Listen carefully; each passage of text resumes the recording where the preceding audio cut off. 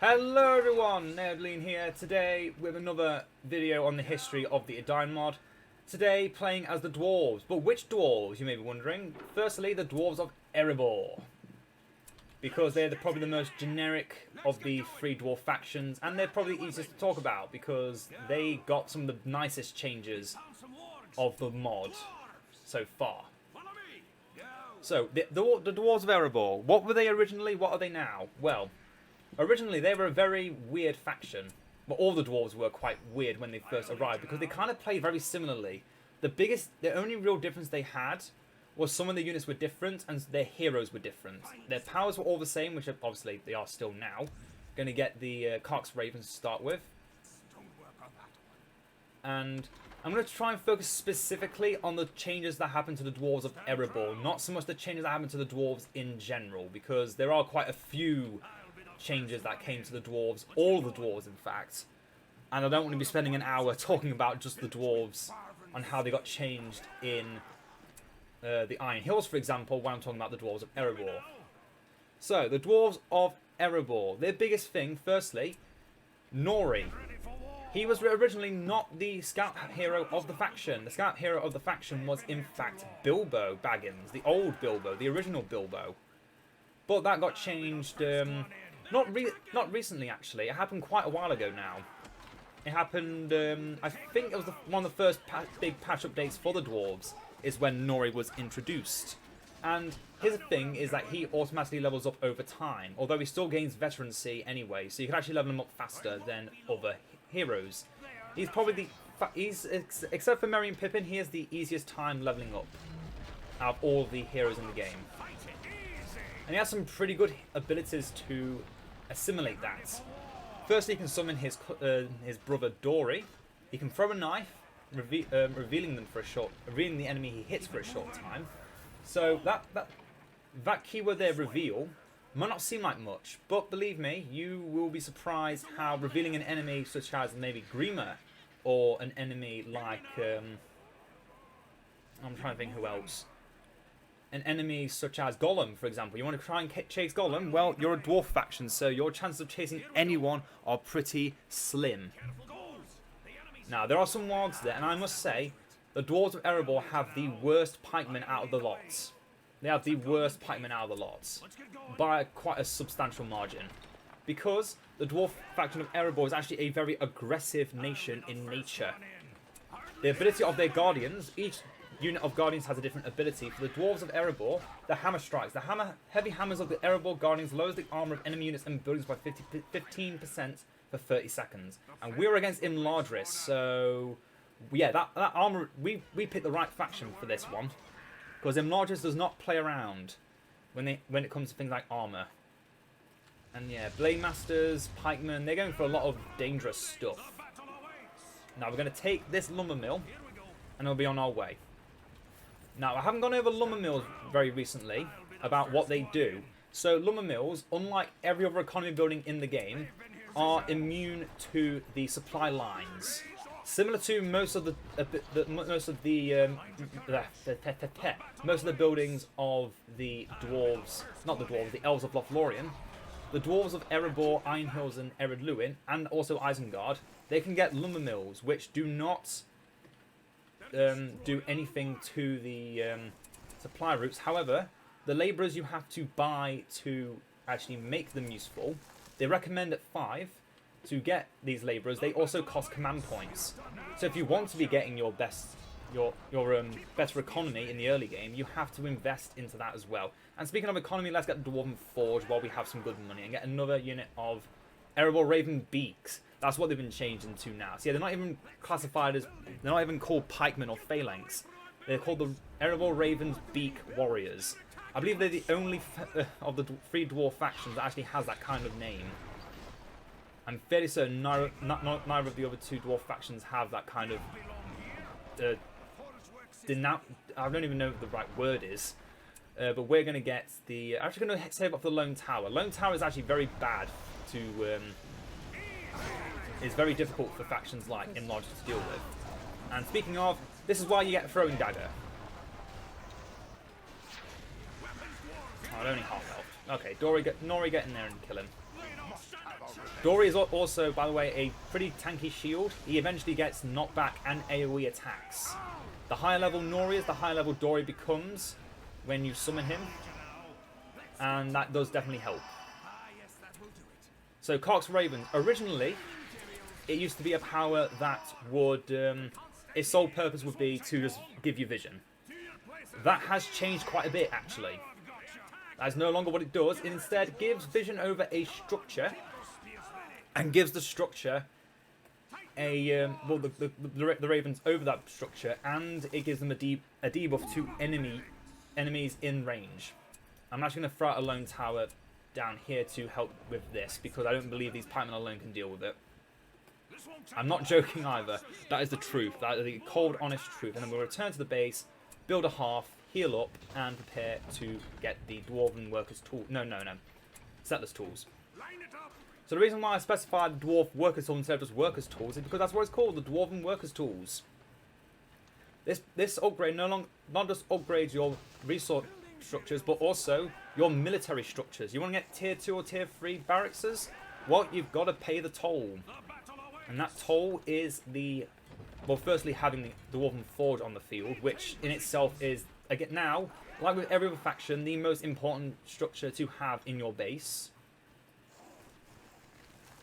And yet, it definitely is important. We're going to get more Erebor Guardians. Now, Erebor Axe Throwers.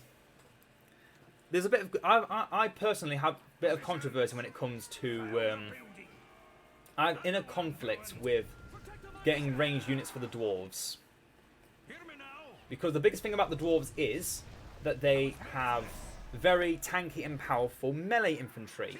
Their main thing is that they can hold the line forever, and that is also shown in their powers, which we will show soon enough.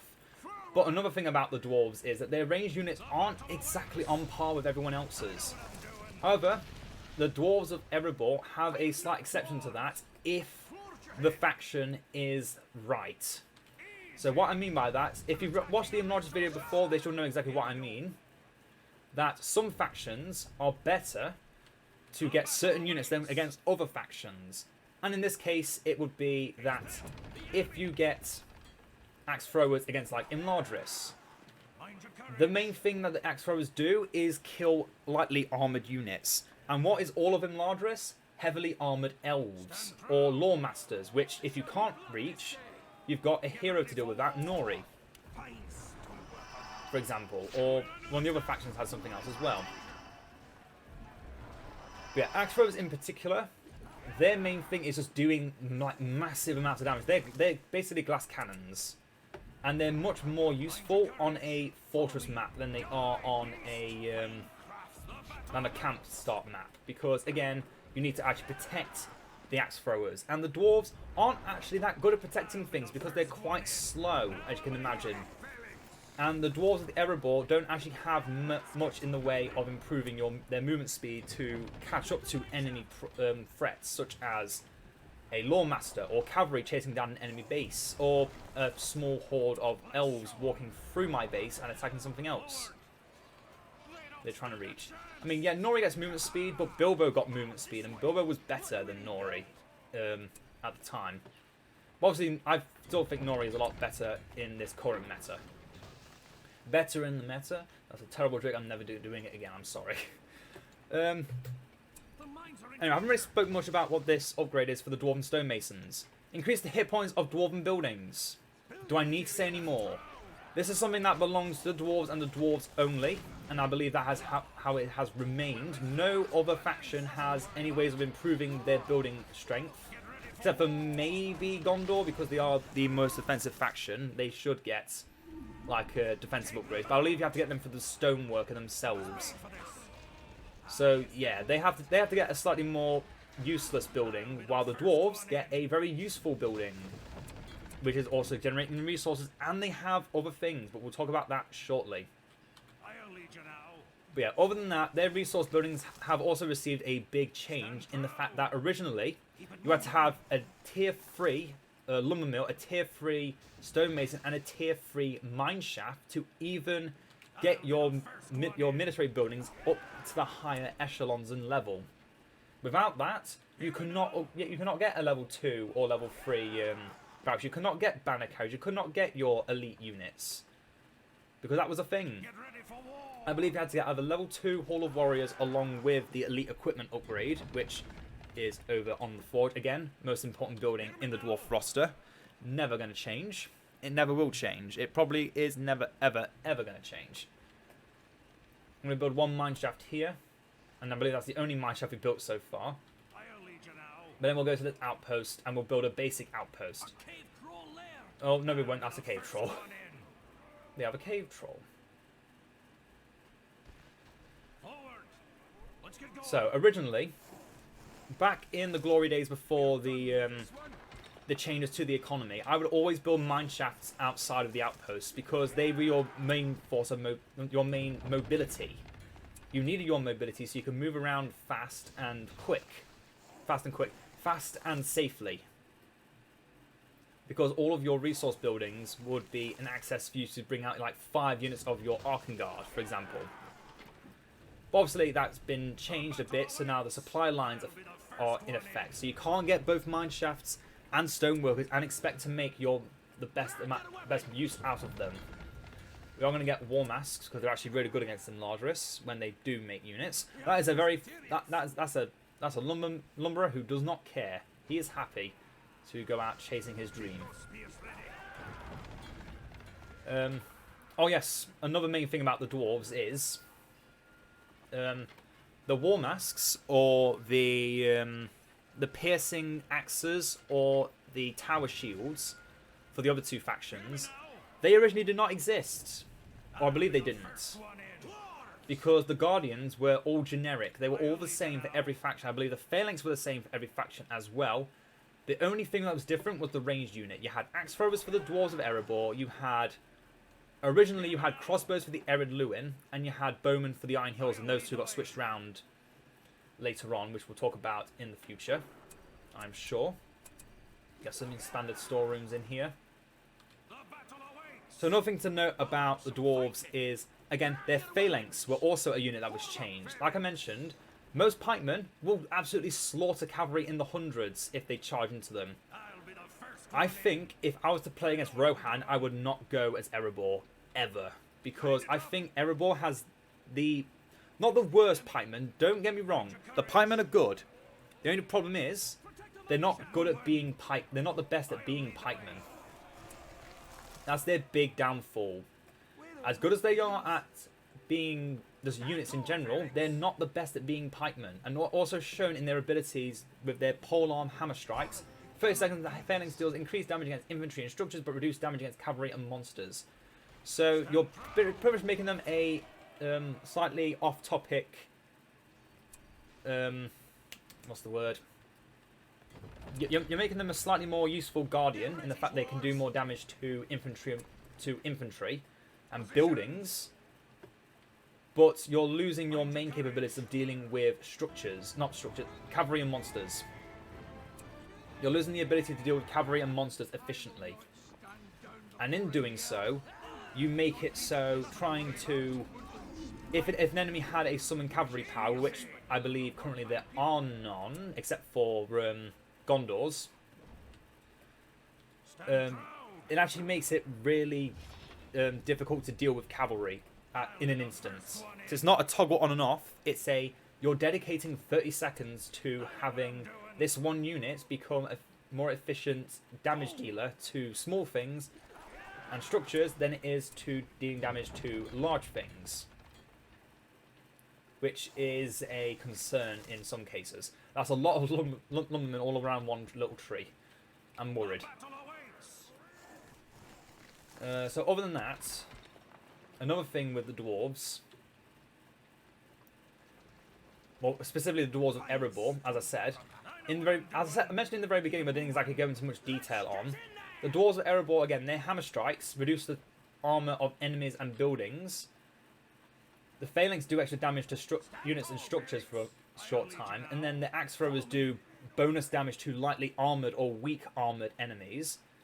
And the war masks weaken enemies' armor, I believe, even further. So pretty much, you're a very debuff heavy faction in with your early tier units. You're very combo focused, is a way of calling it, which is unique because it is very strange. You wouldn't think the Dwarves of Erebor, the stoic defenders of the north or east, whichever area of the map you're thinking of. Sorry, just got to focus a little bit now. They're bringing stuff out. I've got to be focused. Barracks use their polearm stance, just crush the infantry. Look at that, level 5 enlarged soldiers. If you watched last video, you know exactly how dangerous these guys are, and we're flatlining them. Oh, they just get the fellowship. Oh, they just got the fellowship. We're doomed.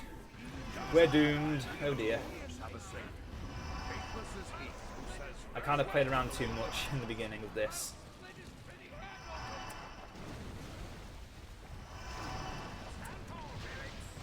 Now what we've got to do, to counter the fact they now have the fellowship, is pray they don't move.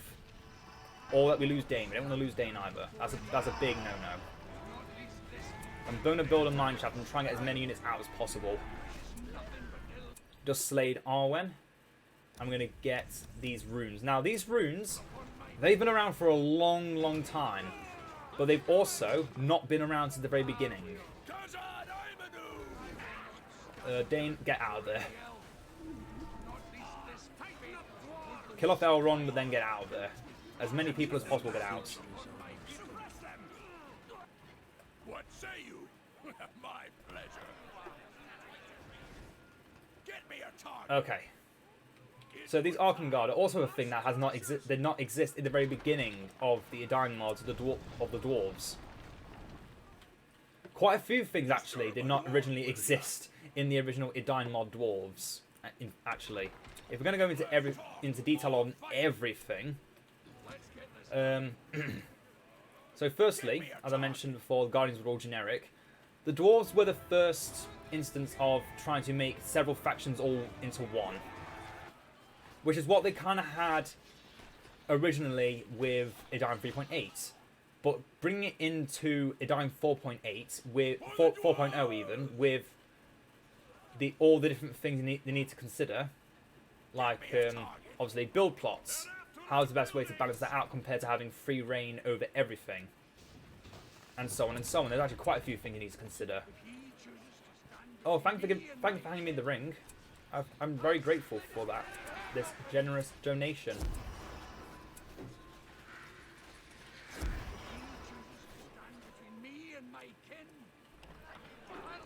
But as I said, the Arkham Guard originally were not the unit that was present for the Dwarves. They just destroyed my... How dare you? But as I was saying, the Dwarves originally, well these Dwarves at least, had the Zealot unit, which was the Rise of the Witch King generic unit that they had. As their like elite unit, an axe throwing unit that's kind of meh, but does something. And then there came... And yeah, that's the thing that came with all of the dwarves. Originally, they kind of had meh units, except for the Iron Hills. The Iron Hills have had their elite units since the very beginning of the Edain mod, and has not changed at all. It's still amazing. Yeah, the Arkham Guard, I'd say, are... They were the coolest at first, but then things happened that didn't go right, in my opinion.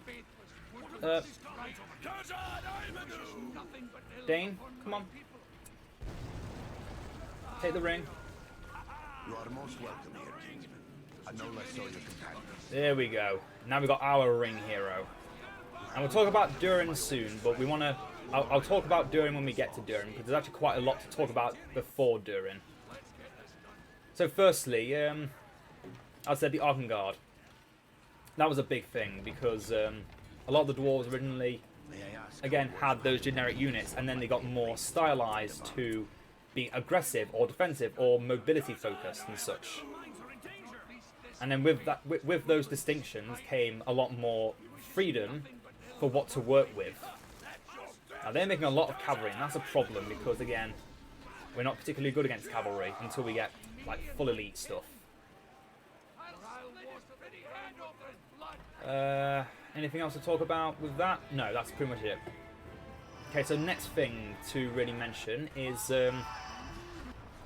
Khazad-dûm veterans, which we kind of used and kind of glazed over, but I'll talk about them in full detail now. So, Khazad-dûm vets originally were terrible. The way to get them was absolutely appalling, and it actually made me not want to get them at all.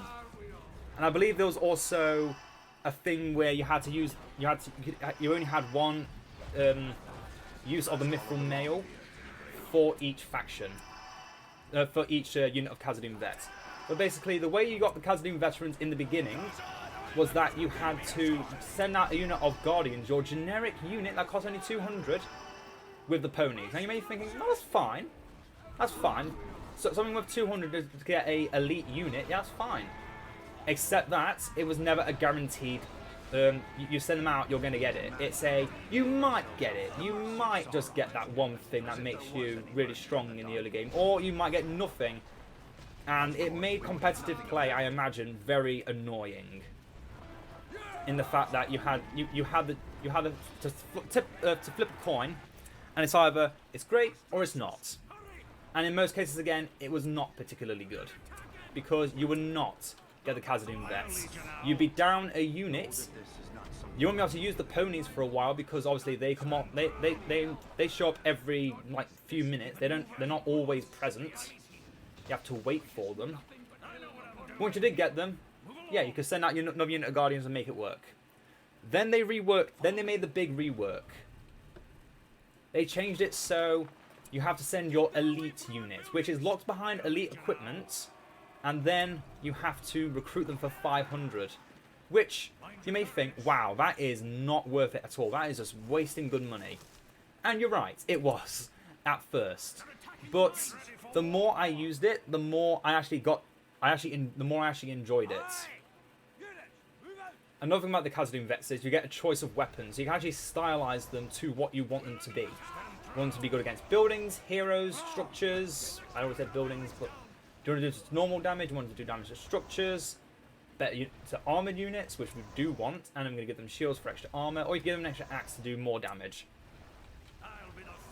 So yeah, the Khazad-dûm vets were very. You could do with them whatever you wanted, and then once you got those whatever you wanted, you had a very powerful elite unit that, when leveled up, was actually really devastating. They're a unit you do not want to mess around with.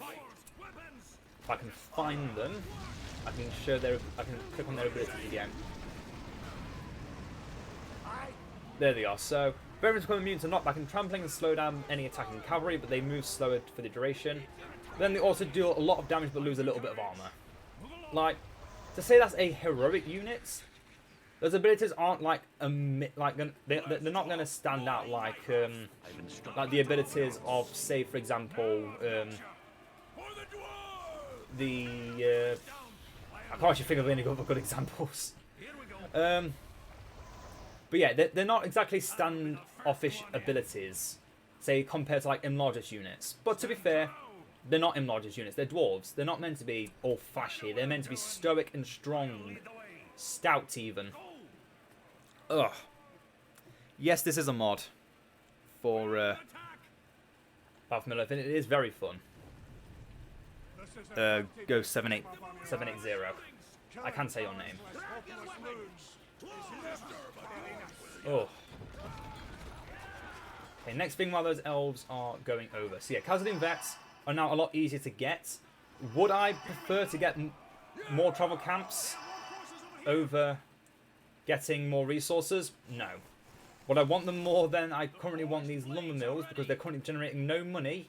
Yes. So I'm actually going to demolish all these lumber mills and I'm going to get something to deal with that, because all our labourers went out to the front and they just died. They just straight up died on me. I'm going to get rid of this half too because we can soon get the line of defences. A thing, again, that only the dwarves have. The dwarves have a lot of very unique abilities that are only tailored to them. Again, with the Forge having things like purchase this and you now have your elite units.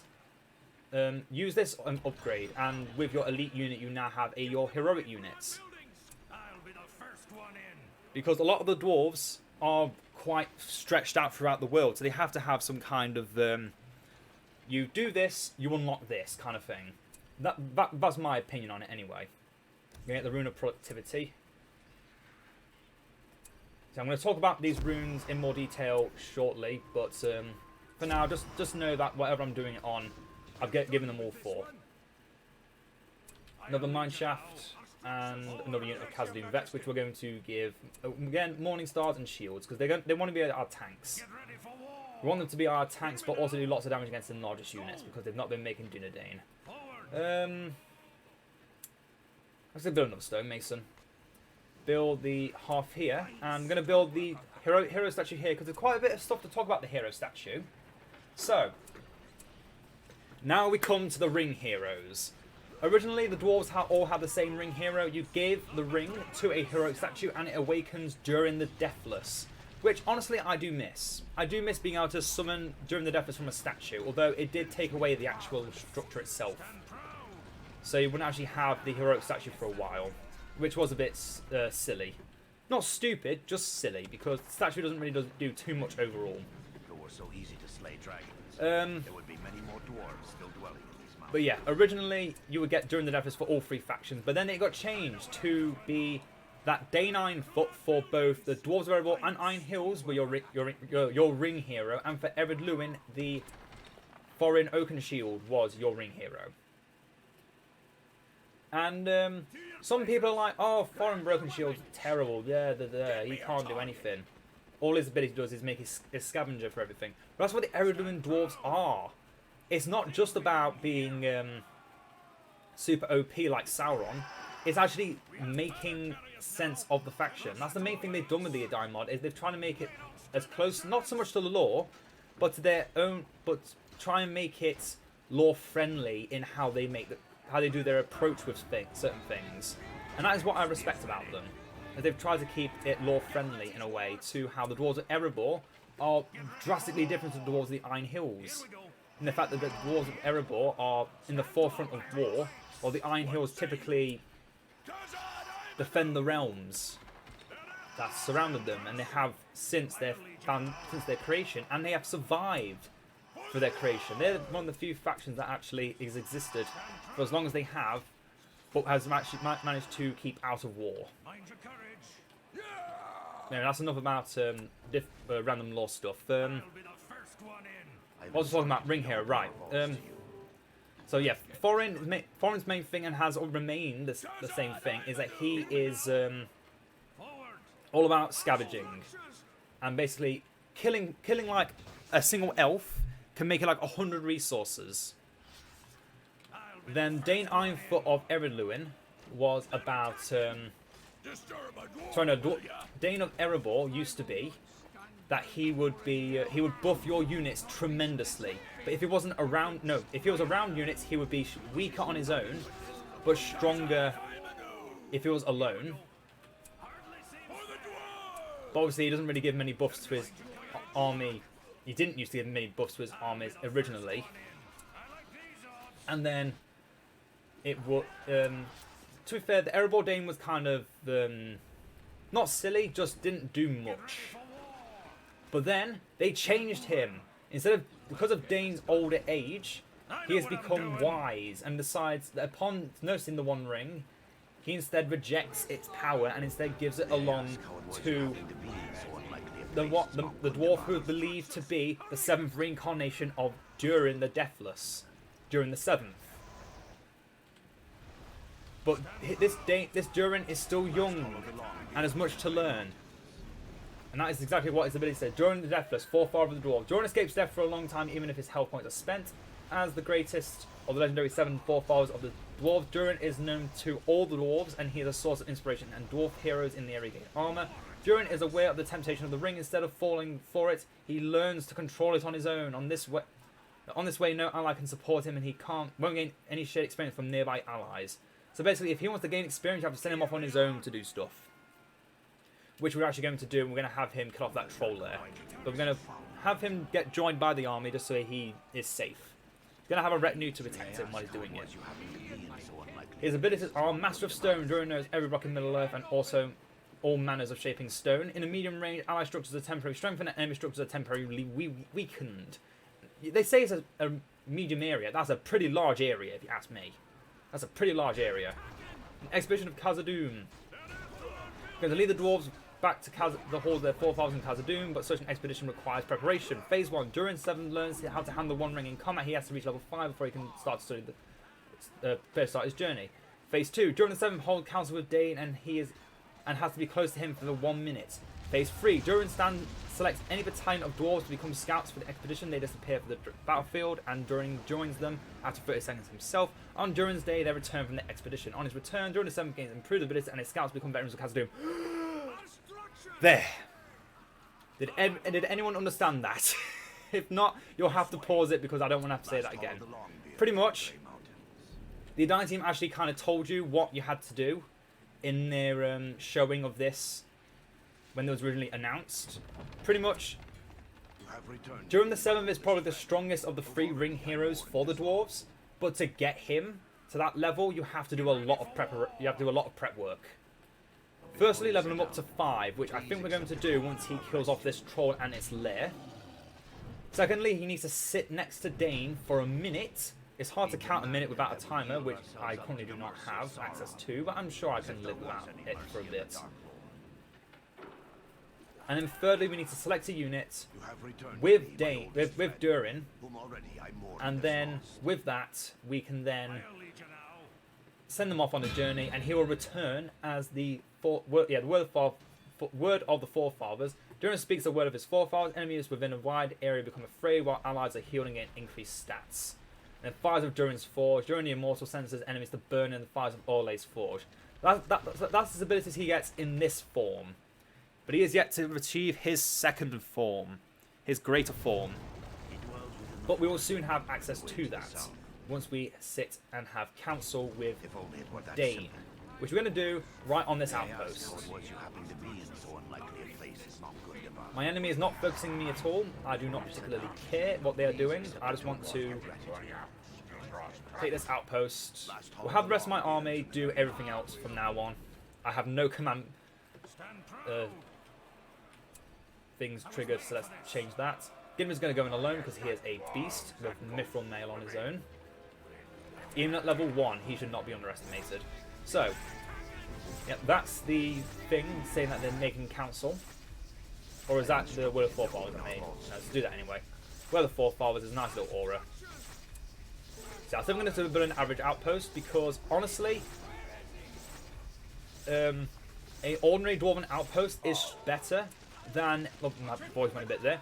A Dwarven outpost is better than any other faction outpost because it has the line of defences, which are three unique build slots. We can make you a battle tower, a half, or a hero statue, which we kind of talked about before, I think, but not really into much detail. Kind of said it a bit more there. Okay, the council has been done.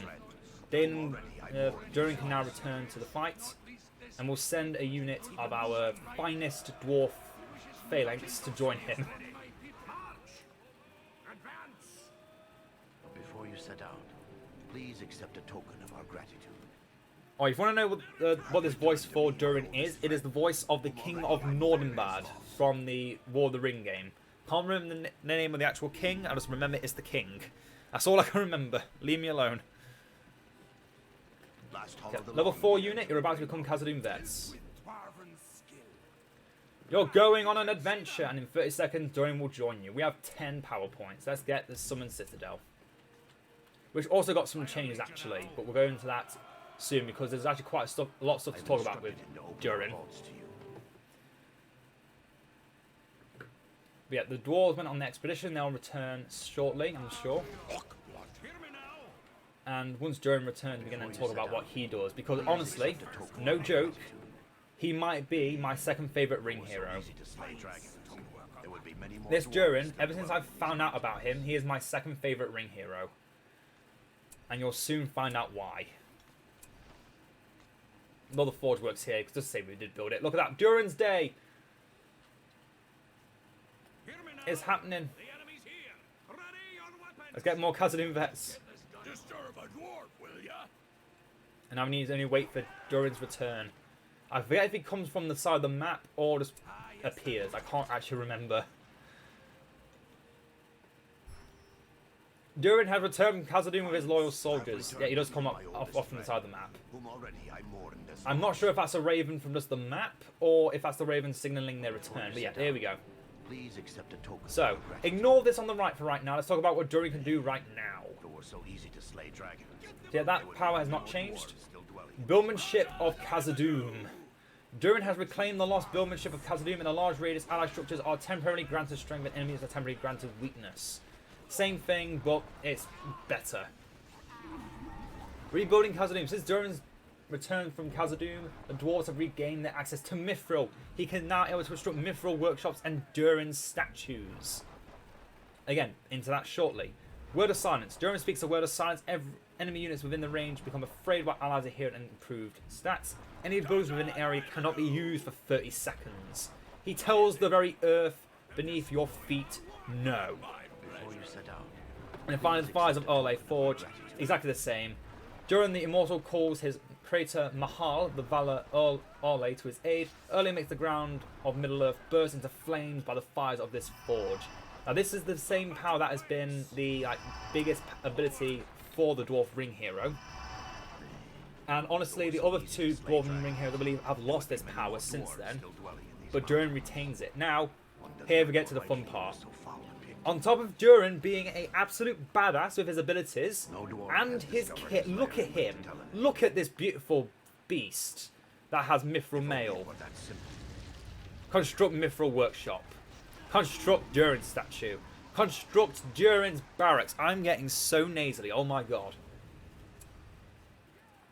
That's right. He is a motherfucking builder. He builds buildings. Like, I love it. I love it so much.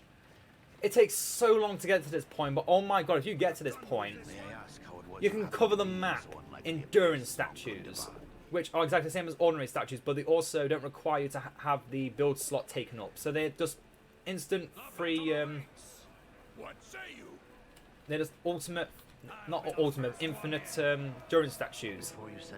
Mithral Workshop. This is where stuff gets stupid, by the way. I'm going to build it over here. And I'm going to try and focus on looking at the mountain ranges, which are mostly over there, so I might have to make another one. So yeah, for 800, we build what looks like an ordinary building. Has the icon of a lumberman. I don't think that's been changed properly yet, but I'm sure it will be eventually. Oh no, neither of them have their things. Okay. We'll be in battle soon. Glowing in there as well. Yeah, the biggest change to Erebor, I have to say, is this. Erebor's biggest change is the fact that they now have this. It's so fun. And then, Procession of Mithral. Since Durin returned from Khazad-dûm, the dwarves have access to Mithral again. Dwarven heroes may purchase Mithral shirts. So if you didn't originally have a Khazad-dûm vet unit going to your dwarf forge, you now just have the Mithral. And also, build an ore mining factory. If anyone has played Edain 3.8, you'll know exactly what this does. But if you haven't, this, for 500, makes a building that makes you money.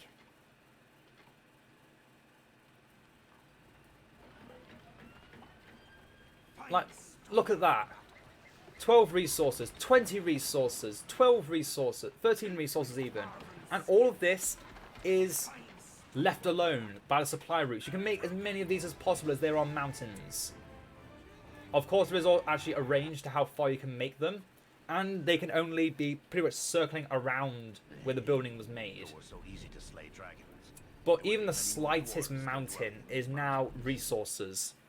No other mechanic in all of Battle for Middle-earth history has been able to make use of the mountains before. The dwarves actually had this back in Edain 3.8.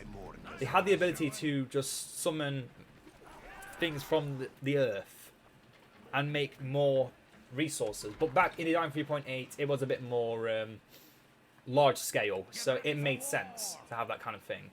The fact they brought this back, it warmed my heart when I first saw this. I thought, oh my god, they actually brought back one of the best things from Edain 3.8 that I actually missed. And I do love it. I do love this. I love this ability so much. Follow the Longbeards and the Grey Mountains. Yeah, as you can see here, it's not very easy to manage, Turn to me, my but the old more you friend. use it, the more you get used to it. Of course, though, it's the ring hero thing, so you don't exactly use it very often. Discovered his lair and lived to tell of it. And now the last thing, construct Durin's Barracks. Monk Gundabar.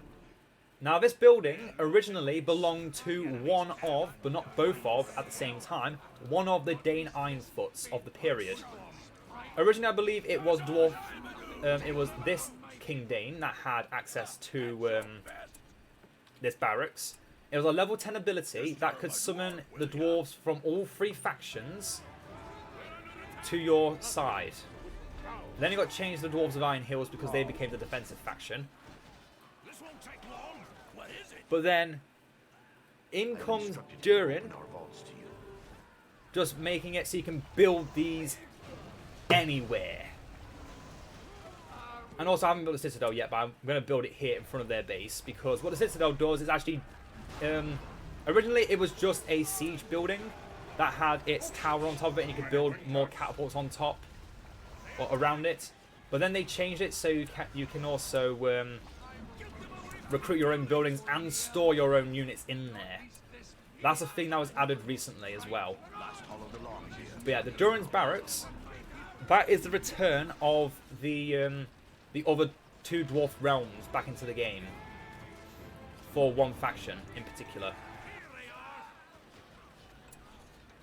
I'm going to put all the runes onto the Citadel here. As much as possible. And yes... Again, another thing about Durin is, again, he's still restricted to how he can level up. He can only level up by himself. His own feats. No one else can help him. But as you can see, we have all three Dwarven flags. You can get the sharpened axes, you can get the tower shields, and then you can get Iron Hill Guardians, pikemen, crossbows, iron breakers. Ered Luin Guardians, Ered Luin Pikemen, Ered Luin Archers, and the Unburnt of Ered Luin. I love all three elite dwarf units. They're so fun. And I know I haven't really talked about much else about the other dwarf heroes, about how they've been changed, but to be honest, there's been only really one change. Glowing became more of a siege hero. That's it. Gimli, I believe, disappeared from the faction for a bit and then came back. But yeah, the power tree, I'd say, is also something that has been changed the least. The weapon art of the dwarves is the only new power. Even the last stand power, which is like massively good, has existed since the dawn of the dwarves, I think. Don't quote me on that. I didn't like the dwarves originally. I got to really loving them when they brought out the ring heroes to be more unique. But yeah, Citadel and Earthquake, that's like these two powers have existed since Battle for Middle-earth Vanilla, and we all love them. At least I do. And then we have these buildings that just make... Then you just have this building which can, again, build anywhere. I'm not sure if you can build it in the enemy base. No, you can't build them in enemy base. That would be stupid. He demanded that we yield ourselves up to the mercy of Sauron. Yeah, these units here, even though they've been buffed by a tier 4 enlarged power, He demanded they are that we no yield match for the ourselves up power to of mercy King of Durin. Sauron. As if there was any The last reincarnation of Durin the Deathless, by the way. Never before have we allowed any but our own folk to pass. Word of silence. Let's just stop their buildings from doing stuff. He dwells within the If forest of it will allow me. to the south.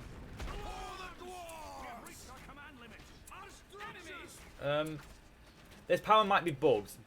I don't know. Resisting him. I did use it before he disappeared, so it might be something that if you use it before your the thing is up, it will actually break the game or something. I don't know. But yeah, we got one unit on burnt. Unfortunately, it gets off the iron breakers as well. But we'll show these off properly in their own sub-faction overviews. To open our vaults Erebor is definitely the faction that got the most love in the most recent patches because well, personally, that's my opinion, because of Durin.